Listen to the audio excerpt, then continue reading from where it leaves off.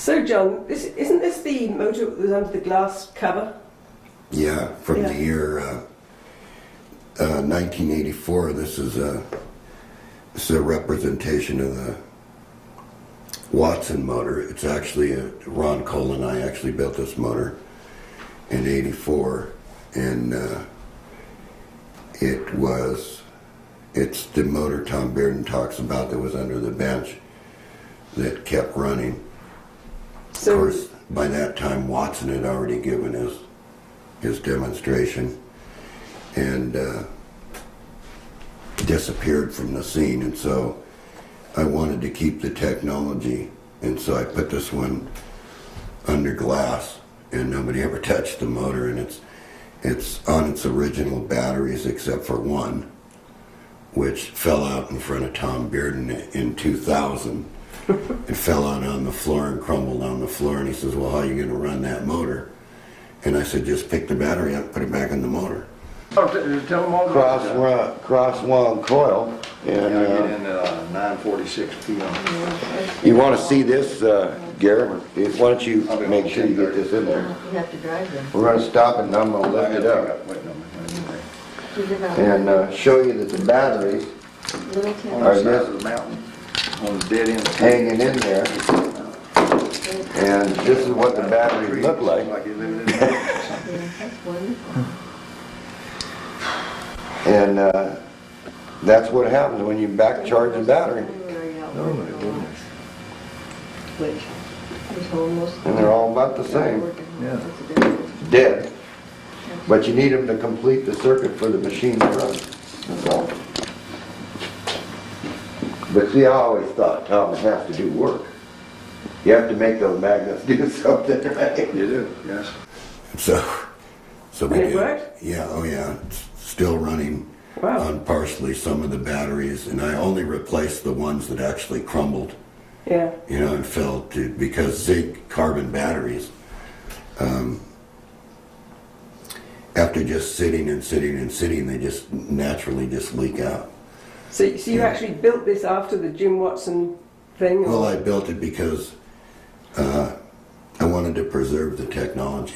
Yeah. I wanted to save it, and basically what you have here is you have the motor, which is the center.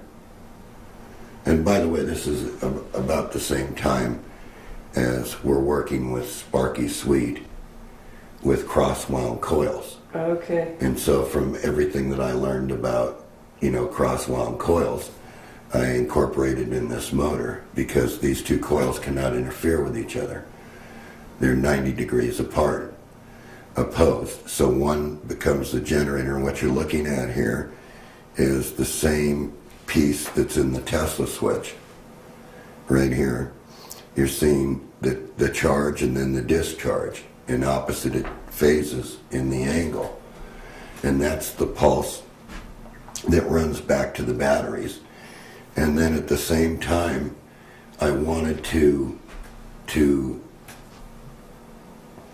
show how you could hook a drive system to it without anything touching, because I can do whatever I want with this drive system, and I could slow it down or speed it up for whatever I wanted as far as speed goes, to do something else, like to drive a fan or run another gear drive somewhere else. But it's all based upon that the magnetic fields they're rotating and spinning, and so you can take advantage of all that. And people don't understand that aluminum is very magnetic under these neo-boron magnets. And so what happens is eddy currents form in here, and you can see that when it gets the current, right, then the thing just speeds up. Probably about right in here somewhere. There you go. And when the current's just right and there's no drag, then you're at your fastest RPM. And so, but this shows the principle of the Watson machine, you know, the motor spinning, which the motor is in the center here, Right. and the generator is out here, and it's very magnetic out here. Right. You can see it, look. See? So it snatches it towards Yeah, it snatches it towards it. So those fields are huge out here, and you can see it moving around. Mm-hmm. See? So the fields are way out around the machine. Sort of like the fields on this window motor. Yeah. You know, and window motors are kind of unique because there's no iron in the motor. Okay, and I've got this one slowed down with just one pulse. See? Okay. So I'm coming every 180 degrees and kicking it out of this window. And it's a very powerful motor. They're torquey. You know, you can put a torque on them. And there's no iron in the motor. Everything is built out of wood and plastic. And so that's basically what the motor was. And people have asked for years, you know, well, how can it stay on these batteries and do this and do that? Well, we haven't done anything. Tony's been filming up here for the past 3 years, and the motor has always sat there, you know, and we never really got a good shot.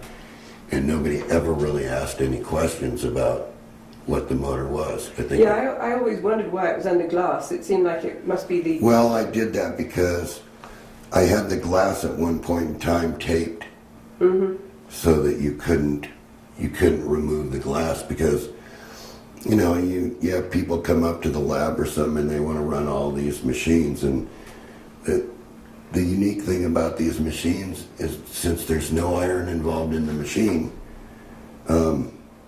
it can just accelerate to its maximum RPM without anything. And then this is a Cole, Ron Cole and I built these. This is what they call the bipolar switch motor.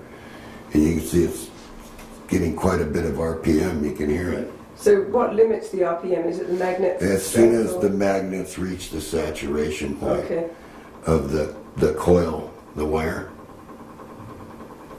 Yeah.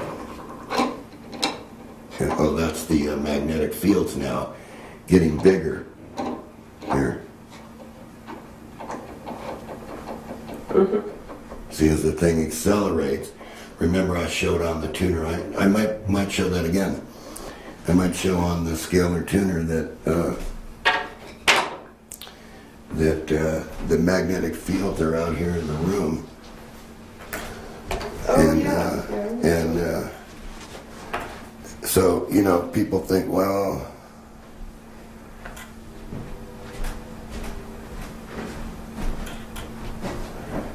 gotta give it a minute to settle down. So.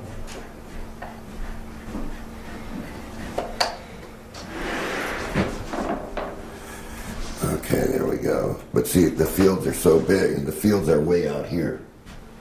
You see the tuner detecting it. See how big these fields are. People think that magnetic fields don't disturb space, but they do.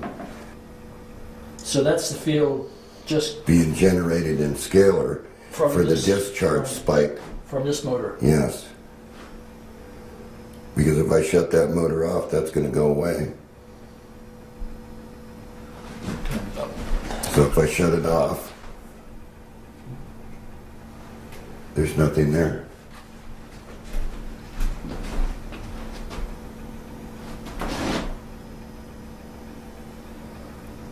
And if I turn it on,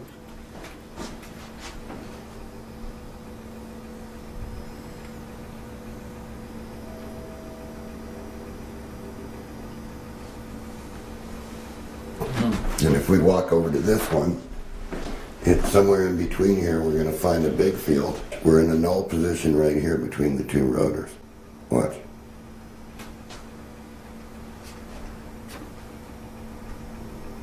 You got an yeah, it's double. Mm-hmm. Null. Mm-hmm. Now it's looking at this wheel over here, and we'll turn the gain. Well, we can't even turn the gain down. We can't get far enough away. Yeah, there's a huge spike right there. Hold on. Yeah, it's almost off the scale. Then it's about zero. Mm-hmm. In between. Yeah. See? And then if we go around this way, the fields are starting to generate in space again out here. Right.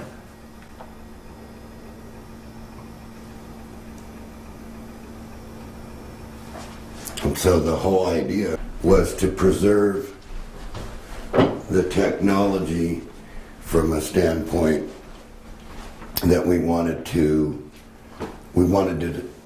not touch this. We wanted to seal it under glass, to have the circuits, the batteries, and the way we constructed the whole motor, which was me in the middle of the night. But So where are the batteries, John? they're underneath the In the base? Yeah. Yeah, okay. There used to be a battery right here, but everybody wanted to play with the battery. So I took the battery away and I left the circuitry up here. And what I did is, this is running on 6 volts. The same as a Tesla switch. We use 6 volts and 5 volts to run this. Mm-hmm. And so what the funny part of this whole story was that I built this motor and Gary decided we're going to a hi-fi show. And I took this to the hi-fi show and I sealed it under glass and put it up in the room during the hi-fi show. And the guard who was checking the rooms at night, he says, "How could that just keep running like that? That's like impossible." Mm-hmm. Well, nobody was offering any, statement or anything like that to him, and we just said it's one of our new developments. And of course, people saw it, well-to-do people saw this under glass and wanted to buy it. Mm-hmm. And they were starting to bid on this, and I wasn't accepting any bids. Yeah. But I think they had it up to like $50,000 or $60,000 just to put on their mantle, Yeah.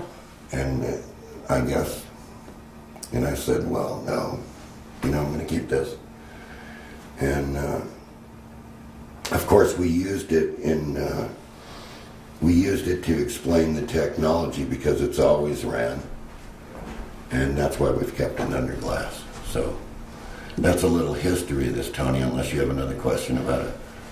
You say you set it under the bench and it ran. How long did it run for under the bench? It ran for 2 years underneath the bench. This is the one Tom Bearden talks about. This is the one that I refused to show any of the engineers that came in. They could see it under glass, but they couldn't touch it and they couldn't hook their scopes to it, or they couldn't do anything. Do you have a name for this engine? Yeah, this is a window motor. It's a window motor. Yeah, it's the same as this, except that it has a cross-wound coil, and what it does is recharge its own battery. It uses some energy, captures the spike, then dumps the charge from this coil back to the batteries again. So I can just sit there and do that. Right. It's been sitting. How long now, Tony, since Tom Bearden's been here? It's been sitting 2000. He was here in 2000. In 2000. It's so it's been sitting 9 years. all that time, 9 years, with the same batteries that started 15 years ago. Yeah. So, it's something that it's a toy. It's not a great big gigantic machine. But it's a piece of history. Yes, it represents the principle of the window machine. And of course, I'm going to tell you that there has been window motors on the internet that self-run. There were a couple of them that people got to self-run. And it's very easy to do if you understand this technology. Once again, I go back to Bearden. And Bearden actually put this in the books, what this is. Right. So, this is a little history. This was built between the years 1970 to 80. And it took time to build this because it's a model. It's always sat under the glass. It's sat on its same batteries for the entire time. So they are rotted. Peter was with me, and we taped them back up in there. We didn't bother changing them. Why change them, right? Battery's meaningless here. So anyway, is it Christmas or what? So.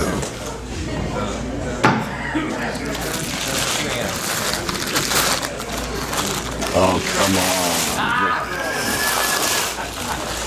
You're looking at a window motor. Okay. So you're looking at a floating magnetic field. The torque. This is the SG technology. Okay. Little modified, but, SG, that stands again for what? Schoolgirl. well, It's Bedini technology. yeah, little girl motor. You're Bedini, right? Yeah, no, I'm John. John, that's right. That's I know. He's a nicer guy too.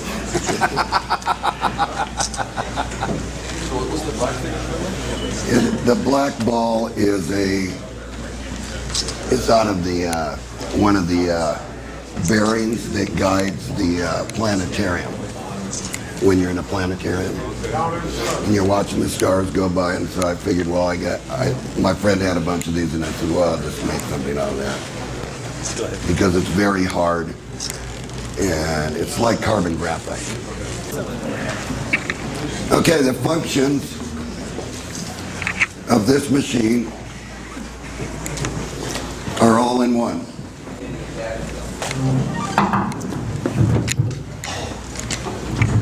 Whoa. This portion here, you can see, is not connected to anything. It's just on two bearings, and it makes up a transmission when the machine's running. So when the machine's running, it shows you the generator phases this direction and the motor function this direction. So if you wanted to change the speed, you would change the angle of the cone, and that makes up the transmission. That's a drag on the machine. That's just like having that propeller on the SG machine. But what this does is it sits on its batteries and its pulse is real high.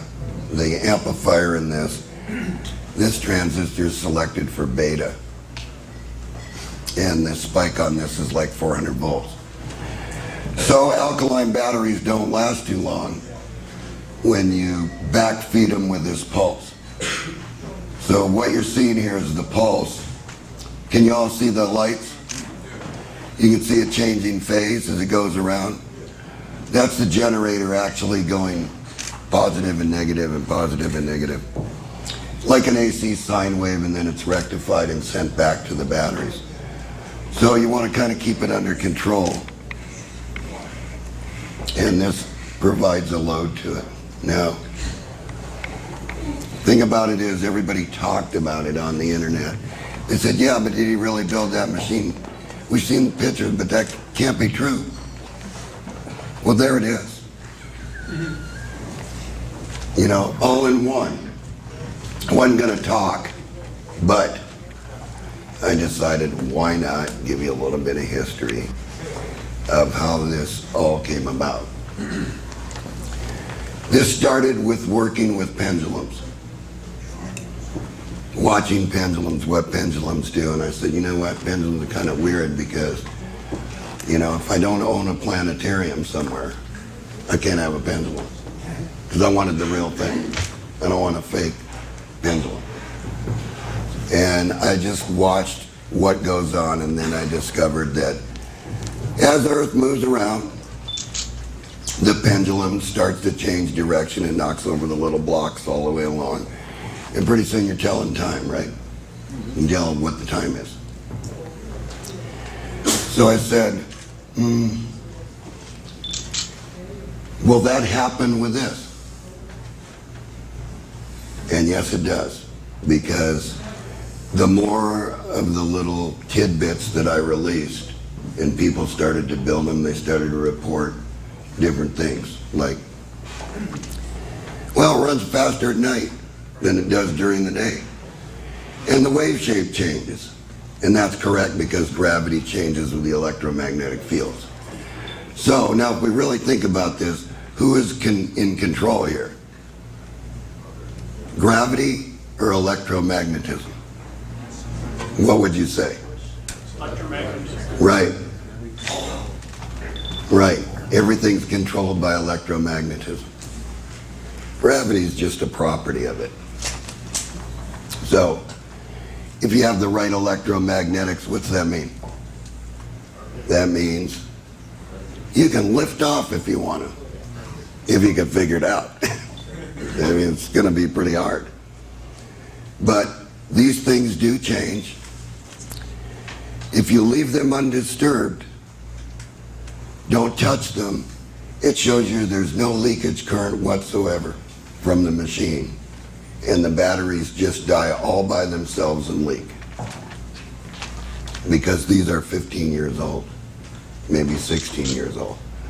They were leaking when I taped them up when we went to get the machine. And so I said, well, you're going to let... What? 16 years ago was just 1990. Yeah. Peter just answered your question. So the thing was to give you guys a little treat and kind of cover, you know, where this all went. And it started with the SG machine. It started with a pendulum. And pretty soon I got tired of watching the pendulum. But I did notice one thing this whole time. That when you built the right circuit and the pendulum was going, that it really wasn't using anything from the battery because it's just this little pulse every once in a while. And you've got an example of that on your wrist. You got a, what do they call it? You got that tuning fork, whatever that thing is. I never owned one, so I don't know. Accutron. But of course, when the battery dies, it dies. You got to put a new battery in it. But if you really think about it for a minute, if you get into a high electromagnetic area with an Accutron, it changes. I think De Palma proved that, didn't he, Peter? Yes. So these change. So can you really calculate the efficiency without knowing all the changes? Right, you could do it over time. But how much time do I have if the batteries don't die? I've been waiting 16 years. Batteries are still alive. And it's going to go faster. As the batteries build up, this thing's going to go faster and faster in increments. Not all at once, but in increments. And if you want to change the speed of the motor, and if you listen real closely,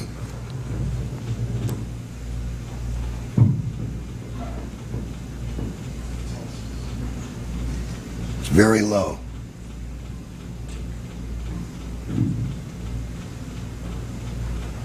Hear it?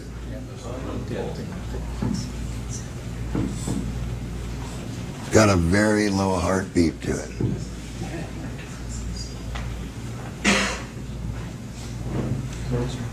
So it's really an interesting machine if you think about it, because it combines the SG, it combines the window motor, it combines the drive mechanism without any transmission at all.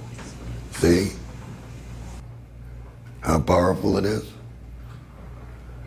To stop the rotation and then go right back.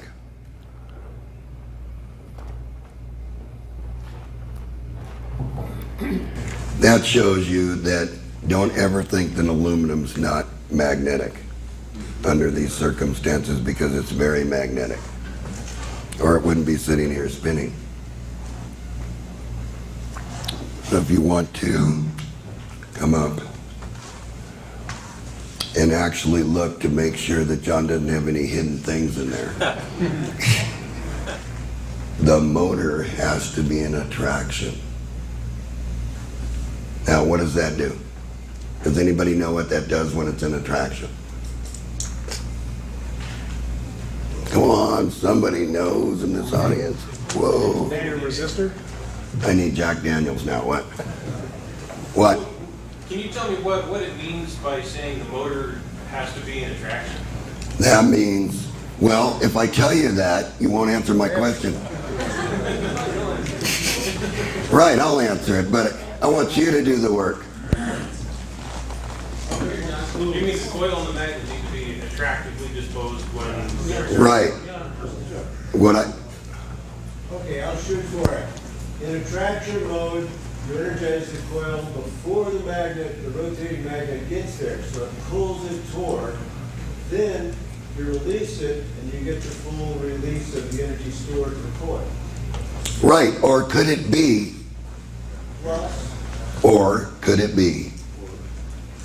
that the magnet is attracted in all by itself and goes past the pole and then it fires?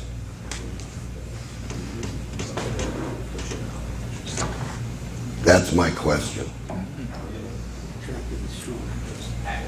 And they call that, and let's not talk about whether Bearden said this or not. Let's talk about what I observed. If you pull the magnet, if the magnet gets attracted into the iron gets charged, doesn't it? But how did I just get that little increment of energy? What is that? Magnetic energy that sucks it in. Right. So if you suck it in, what does the machine have to do? To fire, it's not going to fire the magnet out because it's an attraction. Doesn't repulse. Right, it just gets sucked in and spit out because the coil reverses itself because the transistor's off. All right? So, It's absorbing? so you think to yourself for a minute, I just put it in there. I got the forward momentum for free. And I only had to do a little work to spit it out, and the coil did it. So I only burned a little bitty bit of energy to energize the coil, and then the coil automatically flips over and the magnet flies out. And so there's been a lot of people that say to me, well, we can energize the coil, and then all we have to do is just charge that coil, and then it can feed another coil, and that coil will flip over and the magnet will fly out. Wrong. It'll just stall. You can try it any way you want. It doesn't work that way. Physics is physics, guys. Electricity is electricity. You're not going to change the physical laws in your reality. They're going to either work or they're not going to work. So, as long as that's what you have to work with, why not take advantage of it? Let's just take advantage of the machine. Let's get everything out of the machine without expending any more energy than what the machine is capable of doing. This is running on 2 milliamps. So I guess the battery's going to run a long time. And it can sit on the batteries long. Well, 16 years is a long time. And if there was any leakage current in the circuit, I'm sure in 16 years the battery would be dead. Well, it actually is dead. When you start this thing, if you look at this coil in the center, by the way, this is the way the VTA works. This is what got me, John, booted out from Floyd Sweet's house. This machine. Why? because it represented what he was doing with the VTA, except that he was conditioning the magnets. And he was doing it, guys, in a toaster oven, so all this crap that you hear, I was there at the kitchen table. There was no secret to what he was doing. He was conditioning the magnet in a magnetic field just like this. And then he was holding it up to a TV that I gave him after he booted me out and saying, look at the cycloids. Look at where they're going around this magnet. There was, however, one thing when he first started that kind of got to me a little bit, because if I'm going to build something and show it to you, I'm going to let you look at it, I'm going to let you touch it. You can put your meter on it, you can do whatever you want. There's no big secret here. Anybody that holds a secret's not telling you anything and doesn't know anything. So, the VTA was conditioned in a toaster oven. And it was conditioned, make no mistake about it, it was conditioned with a one shot in a big coil. And the reason that he wanted the TV was so he could look at the magnetic field before he hit the button that conditioned the battery, because it had to be exactly at zero crossing. Now, was it any good? Yes. Was it dangerous? Yes. Could it do funny things? Yes. Could it run at every frequency that he first showed? No. He tested in the beginning with an amplifier, and on a film buried somewhere in the United States of America is John turning the oscillator, blinking the lights, and tracing out the wires. So if you know what you're doing, you can make a VTA work. And a VTA is made just like this. The trigger coil is this way, and the power coil is this way. And if you condition the magnets to where they only accept 60 cycles as a frequency, they will resonate, and when they do, you will get AC power. Would they have to be barium magnets? I don't know. I'm not quite certain. Then we had barium ferrite. Now we have strontium magnets. And we got number 8s. I think his were number 5s. And I also think that he didn't tell all. He would wait until you left at night, and then he would do something else. And you'd come back the next day, and the machine would either be working, or he'd say, nah, something happened. You must have wound the coil wrong, John. And I'd go back to the shop and pound some more nails in the board, and I'd wind some more coils for it. And I'd bring him the coils, and I'd leave them there, and he'd say, come back tomorrow. And he'd have them taped together in the box. And they looked exactly like this. And to my surprise, I would turn the oscillator down to 10 hertz and and 5 hertz, and the lights would blink. And I'd turn it to 50 hertz, and they get, to the same thing. Now they'd start to get steady, and I'd turn it to 1 kilohertz, and they'd still be there. And I'd turn it to 10 kilohertz, and they'd still be there. And I'd turn it to 20 kilohertz, and they would still be there. So I said to myself, doesn't make sense. Because if you're conditioning the magnet, and you want that magnet at one resonant frequency, then why should I be able to turn the generator from here to there? Oh, you're booted. And then later on I thought about it after looking at the pictures, and I said, oh look, he's got a 100-watt audio amplifier there. And there it was. was an ADCOM 100 watt mono amplifier. And when I turned that generator on, right, it would run through his coil arrangement, and the lights would do the same thing the amplifier did. So it's sort of like a mag amp in a way. You know, I asked him about that in the beginning. I said, well, what is that, a mag amp? No. Well, what is it? Well, it works like this, John. Here, let me show you the cycloids. so cheap man's oscilloscope, basically, with a television set. So when I hear all this stuff on the internet about, you know, well, you have to do this, and you have to do that, and this has to happen, and that has to happen. No. It either works the first time, or it doesn't work, or you figure out why it doesn't work. So, this is a little bit of history about me. Now, what was the next one? John Bedini. And what got me into trouble was the biharmonics machine.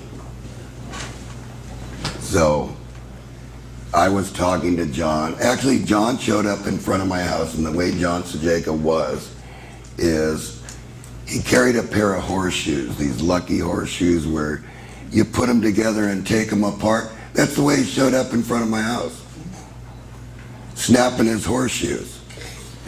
Do you want to come along with me? He said. I said, where are we going? He goes, come on.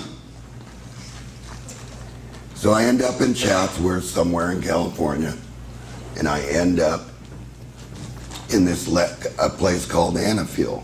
Have you ever heard of Anafuel? You know what Anafuel was? It was water gasoline. These guys were making water gasoline. You know, you drop the pill in your tank and you take the garden hose and you go like this. That's what they were doing. So I end up in his lab, and he says, oh, you can look at anything you want. And there's a magnet sitting over there that picks up gold, right, and silver, because I watched him win gold with it. Here's another machine that was very interesting in his lab. It looked like an air compressor. You started it like you started a lawnmower, and it would pump up the tank with air and run itself. What happened to it, nobody knows. But what its output was a car alternator.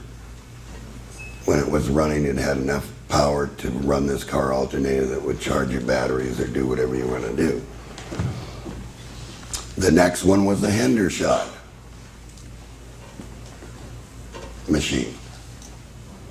Ed Skilling happened to have those coils. Ed Skilling made I don't know how many machines in his life, and none of them worked, and he'd bring them over to Hendershot, and Hendershot would put his hands on them and squeeze the coils, and they would work. So, a little bit of history who ended up in my shop. The next one was Pat Flanagan, in a white robe, spreading gardenias around my shop. Rhonda would come in the morning and go, oh my God.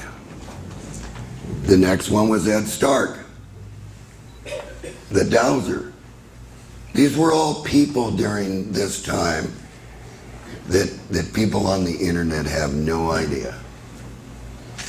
But how would your wife feel if somebody ended up in your shop with a white robe spreading gardenia?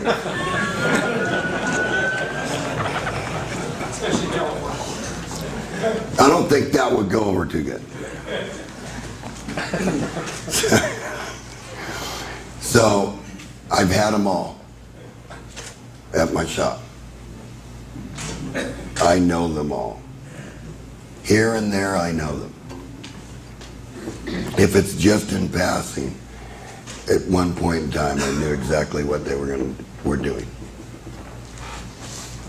So, when people get on the internet in these groups and they start talking, well, this is what Sparky Sweet did. No. It's kind of hard. Sometimes it's hard for me to resist and go, you know what, you're full of crap. You know, I sat with the guy at his kitchen table. He asked me if I wanted a banana. Well, I'm going to tell you something about Floyd Sweet. Floyd Sweet was really smart because he was trained by Crone, Gabriel Crone.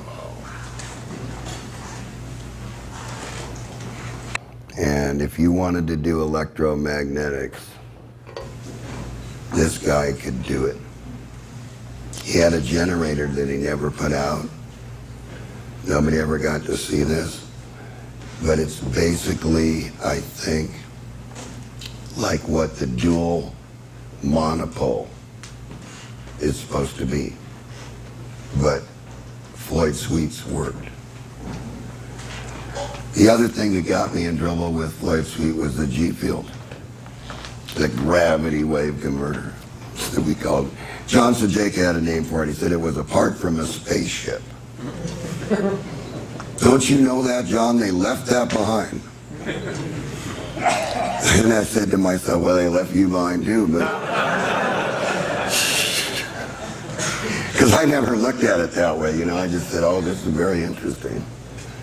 You know, you load it down, you short it out, it speeds up. You do all these different things with it. It likes a big high impedance load, and in a low impedance load, it just runs away wild, just keeps going. Look, the current goes down, it must be free energy. Look, I'm generating power and the current's going down in the front battery. I have a free energy machine. No, you don't. You are fooling yourself. Energy is going to come from things that come from space itself, from the energy, the plasma field in space. That's where you're going to get your free energy. That's exactly, you're going to have to develop some kind of semiconductive material that acts like an energy dam. And you're going to have to be able to build the charge up and bleed that charge off at a certain rate. And that's the way you're going to get your energy. Or you're going to develop a new type of fuel that just confounds everybody. But for one moment in time, don't think that it won't be done, because it will be, because anything you can think of, you can do. You know, just put your mind to it. Oh, you want to build that machine, you can build it. But that's only because you got these.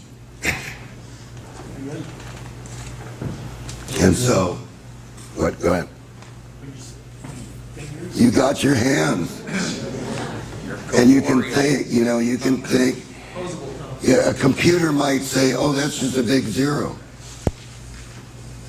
You, on the other hand, may say, I see a number in that zero. And I don't care if it's negative 5 million. Because that's the other end. Positive end's one end, negative end's the other end. So, anyway, yes, guys, it can be done. The batteries can recharge themselves, except there's one problem. The battery doesn't last. It can't keep taking that. Now, you notice it's getting brighter. It keeps getting brighter here. And the beat keeps changing.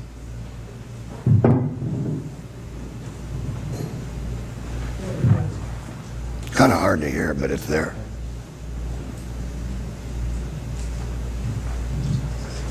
There you go. Yeah. Now, as the electromagnetic field changes, as the Earth moves from light to dark, and the moon goes this way, now I'm getting you, right? Now you're thinking I'm wearing a tinfoil hat. Okay? But that's not true. Not yet. But as it changes, it affects the fields that things work in. And that can be measured. And there's a lot of people that do that all the time. I think you got Eric Dollard here, he does it. He measures those fields. You've got other people that are taking measurements all day long. You've got people that are studying gravitational waves. Now, what's a gravitational wave? When somebody says, oh, I made a gravitational tuner. Could it be what they're actually looking at is what they call shot noise? Popcorn noise. You ever heard the terms? Okay, when you make a semiconductor, you lay down this lattice and you dope it, and then you add where the emitter is going to be, and the collector, of course, is the substrate. And you turn around and you measure that transistor and you say to yourself, oh, it's noisy. You look real close, you will see this fine, fine, fine noise. Yes. And audiophiles always say, I can hear it. Really, they can't hear it, but they say they can hear it. And it sort of is like, if you were to listen to the noise, it would be like an oscillation that's ringing. That's what it would sound like. So every once in a while you get an electrical circuit in one of these amplifiers or something like that, and you see something strange occur. You see it go into a self-oscillation, and of course we'd like to get all that out of the circuits, because that means in the middle of the night, if you leave your amplifier on, right, what's going to happen is this thing's going to oscillate, and then the output transistors are going to go, bye. And that's why your amplifier burns out in the middle of the night. Because something happens where some noise develops that's at a very high frequency that the devices cannot handle. So what do? They turn themselves on full. And they cross-conduct. And the minute they cross-conduct, poof. So these little things that are noises, by the way, are all inspired by gravity. There's a noise that can be detected, right? And it usually is found in semiconductors. And so you got people on the internet going, I just built a gravitational wave tuner. And you say, okay, what's it detecting? Well, I don't know, but here's the signal. And so an audio guy might know this. Say, oh, shot noise, popcorn noise. You need to find a device that's quieter, right? So that's why they keep changing things. That's why they try to use FETs now, right? Because they want that noise way down. They want the noise floor way down. And when they had germanium transistors, you had much more of a possibility of discovering this than what you have with a silicon transistor. Moiré was an example. What did Moiré actually build? What did he actually dope it with? Did he use radium? Of course. Can you paint the antenna, an antenna wire with radium paint? Yeah. Can you gain signal strength? Yeah. These are all things that we can use that unfortunately are taken away because people abuse them. You can't paint a watch dial and suck on the brush at the same time because you're going to go loony. You're going to become a lunatic. You know, and then they're going to give you radium water to drink. They've done all this. So it's a little bit of history about these machines. And I'm going to tell you, I'm telling you where the free energy is going to come from. It's going to come from when you develop this device that can detect it, its noise or whatever it is, rectify it, and give you what you call this, electricity. Otherwise, it's unknown. It'll be unknown. Because plasma, what can you do with that? I can't box it up and bring it to you and say, here, hack this plasma ball into my computer and it's going to run. It's not going to run. It's a different form of energy. So when I said to you, I am using one form of energy on the input of the machine and another form of energy, which is a transformation of that, on the output of the machine, that's what I meant. Okay, can you charge a battery with a spike? Does anybody know the answer to that? Yes. But how much longer does it take?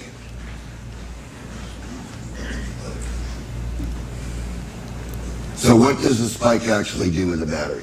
It hammers it, doesn't it? Because it's impulses. Beats it up. So what's it actually beating up? Electrons. So that means I can take a sulfated battery then and beat it up and break up the sulfated crystals in it.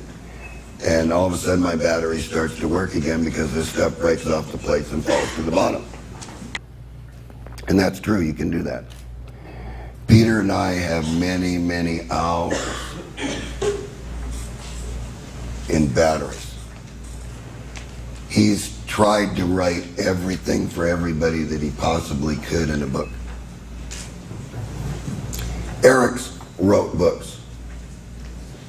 He's trying to give you the information that he can give you. Tom and Eric and the rest of them are the only ones that are building circuit boards for this stuff because I don't have time to build it. I've got my hands full with chargers because I like chargers.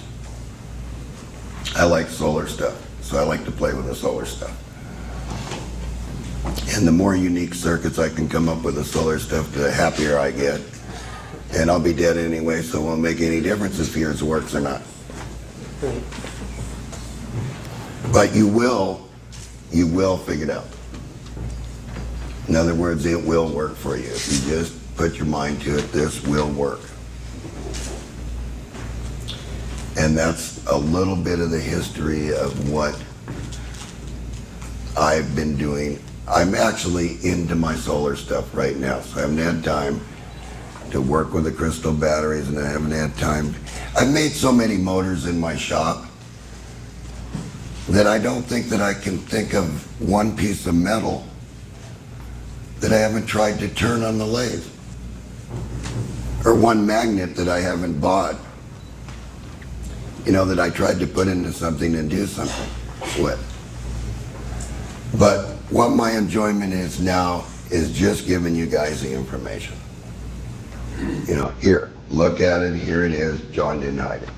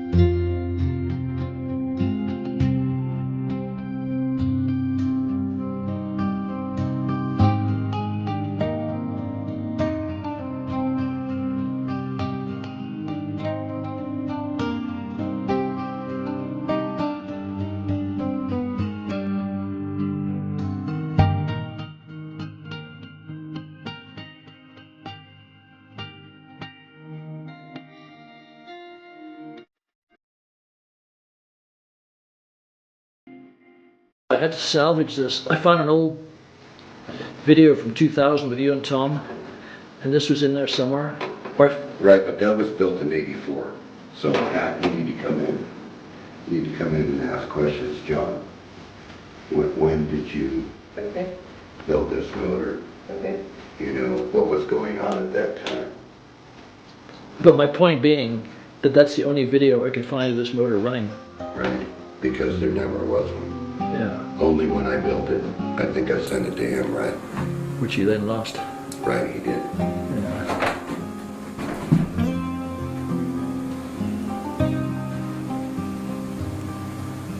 That's been under glass so long. That's the one Tom Bearden talks about. I'll explain it to you. It was running under the bed or something. Yeah, that's it. Was running under the bench. Under the bench, right? Yeah, it was running under the bench, and it's the one he also talks about when he came up in 2000.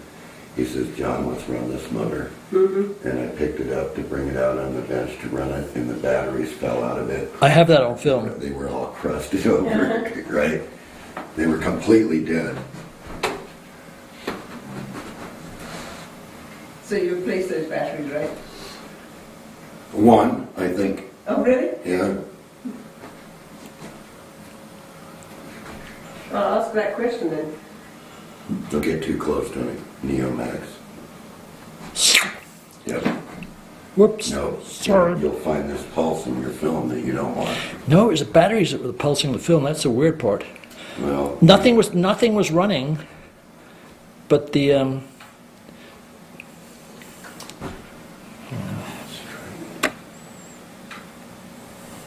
nothing was running, but the thing was still pulsing. And I finally figured out it must be coming out of the charged batteries that was still pulsing. Weirdest thing, man.